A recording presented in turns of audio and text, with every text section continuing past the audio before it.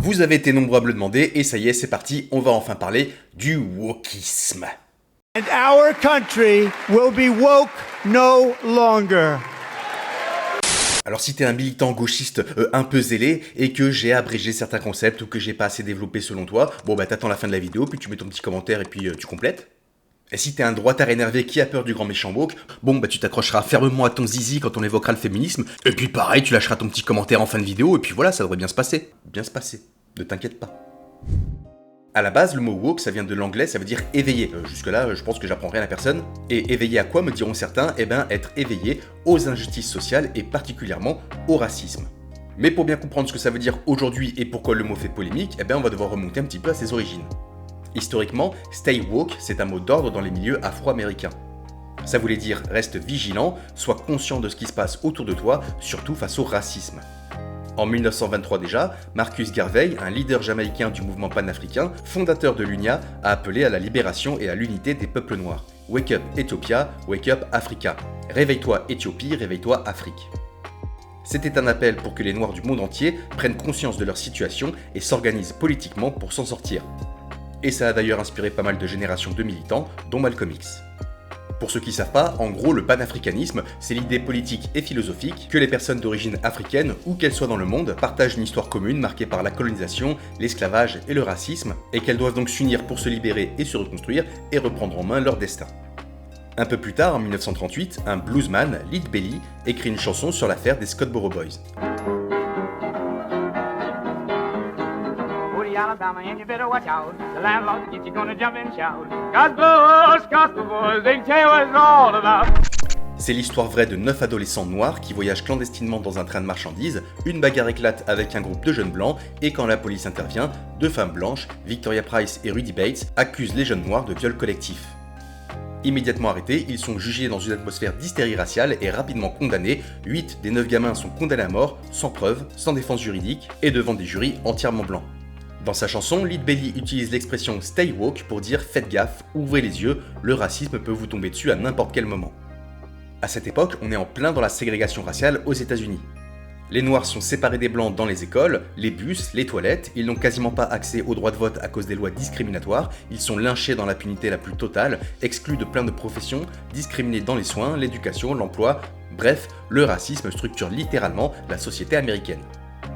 En 1962, un écrivain, William Melvin Kelly, vous allez encore vous foutre de ma gueule en commentaire, écrit un article dans le New York Times où il dit « If you're woke, you dig it ». Si tu es woke, t'as compris. Donc le terme il n'est pas récent, il a plus d'un siècle, et c'est toujours un message politique antiraciste profondément lié à la communauté afro-américaine. Et puis en 2014, après la mort de Michael Brown tué par un policier à Ferguson, le mouvement Black Lives Matter relance l'expression « Stay woke » qui devient un slogan politique fort et médiatisé contre les violences policières. Et là, ça commence à faire grincer des dents. On voit émerger à ce moment-là des réponses comme All Lives Matter ou Toutes les vies comptent. En apparence, c'est un slogan universaliste, mais dans ce contexte, il sert surtout à invisibiliser les violences spécifiques subies par les Noirs, voire même à les traiter de racistes. Mais on reviendra sur cette notion d'universalisme un peu plus tard dans la vidéo, parce que c'est central dans la manière dont on conçoit l'égalité, notamment en France comparé aux États-Unis. Vers 2016, le terme woke commence à sortir des cercles afro-américains pour toucher d'autres luttes. Le féminisme, les droits LGBT, l'écologie, en gros tout ce qui est progressiste, c'est-à-dire tout ce qui remet en cause les hiérarchies et les inégalités héritées du passé. Problème, en devenant mainstream, le terme woke devient un phénomène de société, et on va se retrouver avec le même problème qu'on a, vous savez, quand il y a des séries très connues qui sortent, du genre Breaking Bad ou Game of Thrones. D'un côté, il y a une minorité de fans bruyants et fanatiques qui vont jouer les élites vertueuses, prétendre à la supériorité intellectuelle et morale et déclencher des vagues de harcèlement. Et de l'autre côté, on a des haters tout aussi fanatiques qui vont dire non, c'est nous l'élite, les autres c'est juste des gros débiles, et déclencher des vagues de harcèlement. Dans les cercles militants, certaines personnes se disent que le mot a perdu de sa substance, et pour les communautés noires c'est frustrant, parce que ce mot, à la base, c'est un cri contre le racisme. Et là, il est repris de manière superficielle, un petit peu à toutes les sauces, et parfois même par des personnes qui sont absolument pas concernées. En France, les débats portent davantage sur les questions de politiquement correct et de liberté d'expression que sur les revendications réelles de ces mouvements. Les critiques parlent de cancel culture, soutiennent que les woke imposent une censure morale et mettent à mal la liberté d'expression au nom de la bien-pensance. On l'a vu notamment en réaction au mouvement MeToo, où l'attention s'est rapidement déplacée des violences sexistes elles-mêmes vers des débats sur la liberté de draguer dans la rue, la peur de la stigmatisation des hommes et même carrément la dictature féministe. Une inversion doublée d'une diversion, le problème ce n'est plus les violences que subissent les femmes, c'est le fait d'en parler, de dénoncer, de vouloir que les agresseurs soient sanctionnés, en particulier quand ça concerne des figures de pouvoir. Globalement, ceux qui se plaignent le plus d'être cancel, on les voit encore et on les entend encore beaucoup. Parce que ce qui est parfois présenté comme une censure ou une attaque, c'est simplement le fait d'être contredit par des voix qui, jusqu'ici, étaient marginalisées et invisibilisées. Ce qu'on appelle cancel culture met très souvent en lumière un rapport de force inégal entre groupes sociaux. Ce sont des prises de parole émanant de personnes dont la voix est habituellement ignorée, qui dénoncent des abus, des discriminations ou des violences, qu'elles soient réelles ou symboliques, perpétrées par des groupes en position dominante. La question n'est donc pas tant celle de la liberté d'expression que celle de savoir qui a le pouvoir de définir ce qui peut être dit dans l'espace public. La véritable cancel culture, celle qui est normalisée et rarement dénoncée, vient précisément de ceux qui détiennent ce pouvoir. On crie à la censure pour une statue déboulonnée de général colonialiste responsable de milliers de morts, mais pas quand Trump et les républicains bannissent des milliers d'ouvrages des écoles, censurent les cours sur l'esclavage, les droits civiques ou l'histoire LGBT, suppriment des données scientifiques, effacent ou réécrivent des pans entiers de l'histoire ou criminalisent toute remise en question de l'État. And I believe that CNN and MSDNC, who literally write 97.6% bad about me, are political arms of the Democrat Party. And in my opinion, they're really corrupt and they're illegal. What they do is illegal. And these newspapers are really no different than a highly paid political operative. And it has to stop. It has to be illegal. En France, même logique. Guillaume Meurice licencié pour avoir comparé Netanyahou à un nazi, Merwan Benlazar évincé de France 5 pour une barbe et un bonnet Zara, Jean-Michel Apathy suspendu pour avoir parlé de crimes coloniaux en Algérie, les manifestations contre les massacres à Gaza interdites, des collectifs dissous au nom de la lutte contre l'apologie du terrorisme, bref, on n'emploie pas le mot cancel culture quand elle est appliquée par l'ordre établi. Mais peut-être qu'on reparlera de ces notions dans une autre vidéo parce que là je déborde un petit peu. Par contre, je vais en profiter pour ouvrir une petite parenthèse sur le terme de politiquement correct parce que c'est important pour comprendre les dynamiques politiques qui s'opposent. Les vieux de la vieille le savent, dans les années 60-80, le terme politiquement correct était utilisé à gauche pour se moquer des excès du militantisme. D'un côté, on voulait protéger les groupes vulnérables contre des discours discriminatoires, mais de l'autre, ces précautions finissaient parfois par étouffer le débat, par exemple en évitant des discussions stratégiques par peur d'offenser. Ce n'était pas une injonction autoritaire, mais un outil de remise en question au sein même des mouvements critiques. Mais ce qui est intéressant, c'est que le politiquement incorrect est aussi un terme historiquement lié à la gauche qui précède le politiquement correct. Dans les années 50 et jusqu'aux années 2000, la gauche radicale, libertaire ou anarchiste, subvertit les codes, remet en cause les normes dominantes, les dogmes religieux, les règles sociales bourgeoises, en gros, elle fout le sbeul dans les tabous et la censure. C'est Coluche qui dit merde au curé, c'est Desproges qui imitent les racistes, Renaud qui crache sur les patrons, le punk qui envoie chier la famille traditionnelle, et plus récemment on peut penser à l'insolence de South Park. Saviez-vous que certains mots peuvent être une preuve d'intolérance ? Je vous propose de commencer la visite par le tunnel des préjugés pour que vous sachiez ce que l'on ressent lorsqu'on est discriminé. Billy! Métac! Shintok! Négro! Youpa! Terlouse! Bouseux! Niakoué! Putain, ce tunnel est trop le cul! Alors, qu'est-ce que vous avez ressenti ? Je vais y retourner! Bref, c'est l'impertinence contre l'ordre établi. Mais les rapports de force ne sont jamais statiques et dans les années 80-90, les succès des mouvements progressistes, droits civiques, féminisme, mouvements LGBT, provoquent une réaction conservatrice. Reagan aux États-Unis et Thatcher au Royaume-Uni défendent farouchement les valeurs traditionnelles, la bienséance, les valeurs bourgeoises, le puritanisme et voient donc dans cette montée des idées progressistes une vraie menace pour l'ordre établi. C'est dans ce contexte qu'éclate ce qu'on a appelé les Culture Wars aux États-Unis. Un conflit idéologique entre progressistes et conservateurs sur des questions comme l'éducation, la diversité, la liberté d'expression et les valeurs morales. Les progressistes promeuvent des politiques d'inclusion et des programmes éducatifs axés sur la diversité, la justice sociale et la remise en question des institutions et du roman national, et les conservateurs dénoncent ces initiatives comme une atteinte à la liberté académique et comme une tentative de censure idéologique. George H. Bush, le père de George W. Bush, critique à plusieurs reprises dans ses discours le politiquement correct en ciblant notamment les universités où, selon lui, on peut plus rien dire. Dans les années 2000-2010, avec l'explosion d'Internet et des réseaux sociaux, cette bataille se poursuit et va finir par se cristalliser autour du terme woke après l'incident de Ferguson qu'on a évoqué. Il sera alors récupéré et détourné au cours des années suivantes pour devenir un fourre-tout, un épouvantail qui disqualifie toute forme d'engagement en faveur de l'égalité, de la diversité ou de la remise en cause des hiérarchies sociales. L'idéologie woke, c'est la fragmentation de communautés en groupes hostiles les uns aux autres. C'est le triomphe d'identités artificielles exacerbées par des groupuscules minoritaires.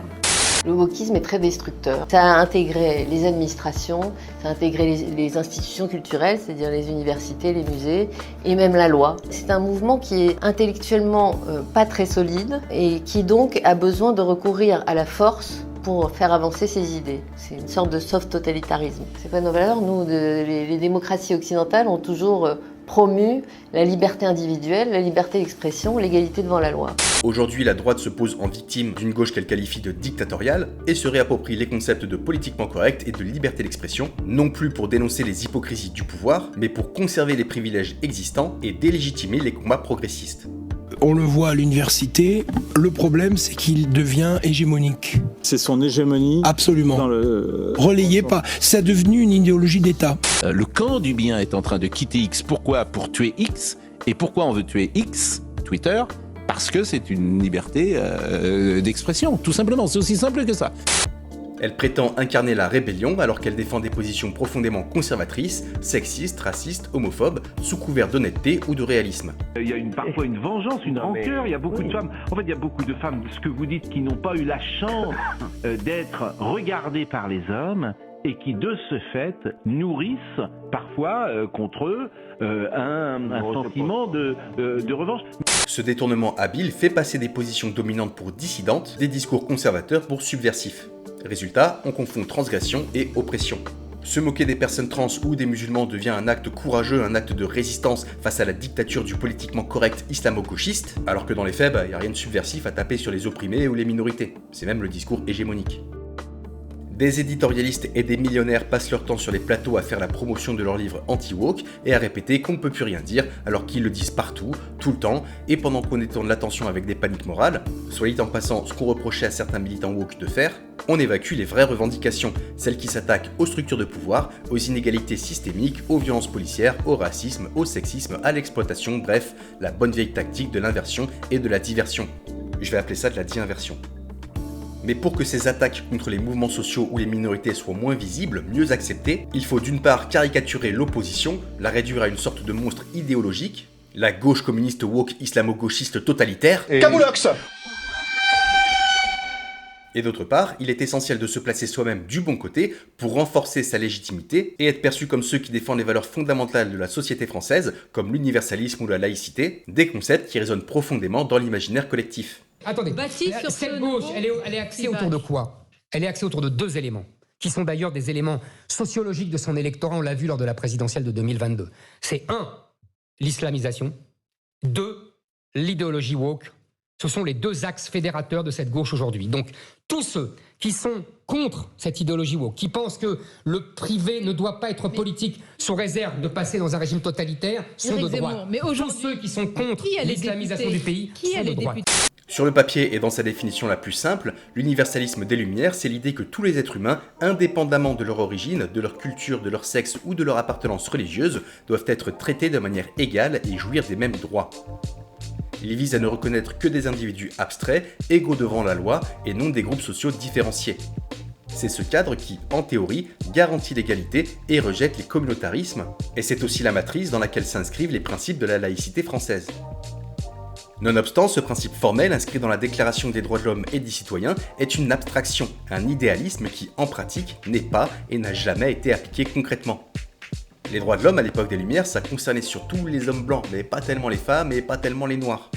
Et à notre époque, on peut clamer que tous les citoyens sont égaux en droit, dans les faits, les discriminations socio-économiques et raciales ou de genre persistent. Cet idéalisme rend aveugle aux discriminations systémiques. Aujourd'hui, l'extrême droite et une partie de la droite réactionnaire brandit l'universalisme et la laïcité pour faire opposition au discours dénonçant les inégalités ou le racisme, comme s'ils en étaient les nouveaux garants, alors même qu'ils le rejetaient hier puisqu'il est fondamentalement opposé aux notions d'appartenance identitaire et de hiérarchie naturelle. T'imagines, c'est comme s'il y avait un parti fondé par les Waffen-SS qui se disait être le dernier garant face à l'antisémitisme. Ils accusent les antiracistes, les féministes, les militants LGBT ou décoloniaux de trahir la République, sous prétexte qu'en nommant les discriminations liées à la race ou au genre, ils réhabiliteraient le racisme ou le sexisme. C'est le fameux « les féministes font monter le sexisme et les vrais racistes, c'est les antiracistes ». Au nom de l'antiracisme, on tombe dans un racisme, ça c'est une des thèses de votre livre. Alors que, on est tous pareils, il y a que les gauchias qui voient des noirs et des arabes. Moi je vois simplement des êtres humains. Comme si dénoncer les discriminations structurelles c'était faire du communautarisme, comme si étudier et parler des différences d'expérience entre les groupes d'individus dans la société, c'était fracturer la République. Une fois, je me rappelle, on m'a demandé « mais pourquoi vous êtes autant obsédé par la race, pourquoi vous êtes autant obsédé par séparer les choses, les gens, etc. » Je suis sûre que c'est ce qu'on dit aussi aux collègues qui travaillent sur le genre régulièrement. Je pense que, en fait, il faut rappeler que la sociologie, elle pose des constats. La sociologie, c'est pas une science qui va édicter des normes. C'est un peu comme si on prenait une photo à un instant T de la société et qu'on cherchait à la décrire et à analyser justement la manière dont, en grande partie, les inégalités fonctionnent et façonnent notre société. Donc nous, ce qu'on dit, en utilisant le mot racisé ou pas, d'ailleurs, en utilisant d'autres concepts, mais ce qu'on dit, c'est qu'il existe des gens qui sont assignés en effet à des positions minoritaires et qui, parce que assignés à ces positions, vont avoir des trajectoires de vie qui vont être différentes des personnes qui ne sont pas assignées à cette position minoritaire.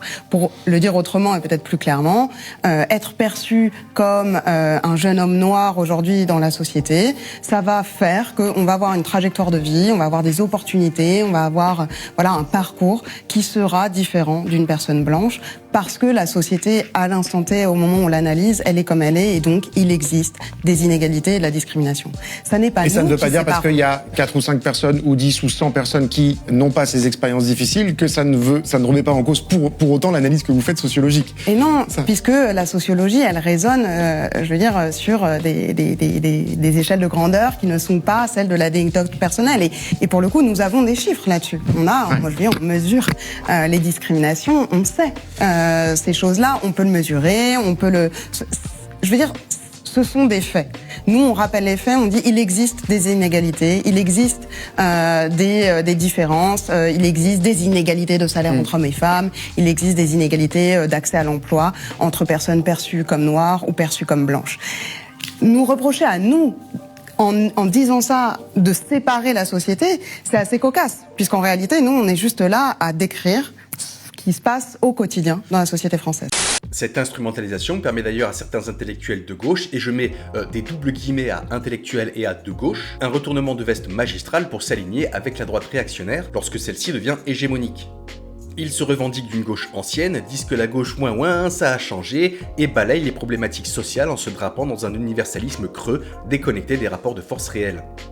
Nancy Fraser décrit ce phénomène d'universalisme progressiste comme un cheval de Troie du néolibéralisme. Sous prétexte de défendre des valeurs universelles, ces faux alliés dépolitisent les rapports de domination. L'égalité formelle remplace l'égalité réelle et la laïcité se mue en outil d'exclusion de certaines communautés. Vive le sport, et donc à bas le voile bien sûr. Pire, ils essentialisent les luttes.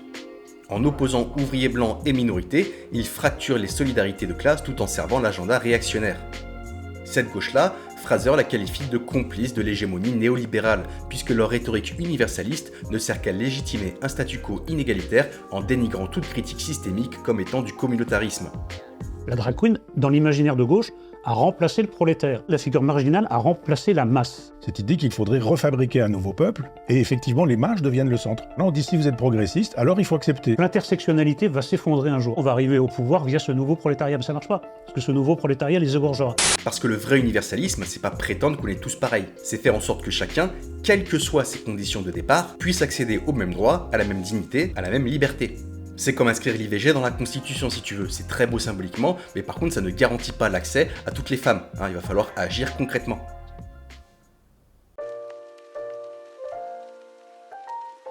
Alors, est-ce que le terme woke a encore un sens aujourd'hui ? Est-ce qu'il est dépassé, trop connoté ? Doit-on trouver autre chose ou au contraire se le réapproprier pour retourner le stigmate ? D'un côté, le capitalisme récupère ce terme à travers ce qu'Adolf Reed nomme le woke capitalisme. Des multinationales comme Nike ou Disney arborent cyniquement des slogans progressistes vidés de toute substance révolutionnaire sans aucune volonté réelle de changement social ou économique. De l'autre côté, les droites en ont fait leur épouvantail favori. La panique morale autour du wokisme permet à la fois de discréditer l'opposition, d'éviter le débat et de créer un climat de peur et de confusion. Et puis certains militants n'ont pas vraiment aidé à donner une image positive du progressisme. Cette controverse dépasse largement le cadre linguistique puisqu'elle renvoie à des choix stratégiques fondamentaux pour les mouvements émancipateurs.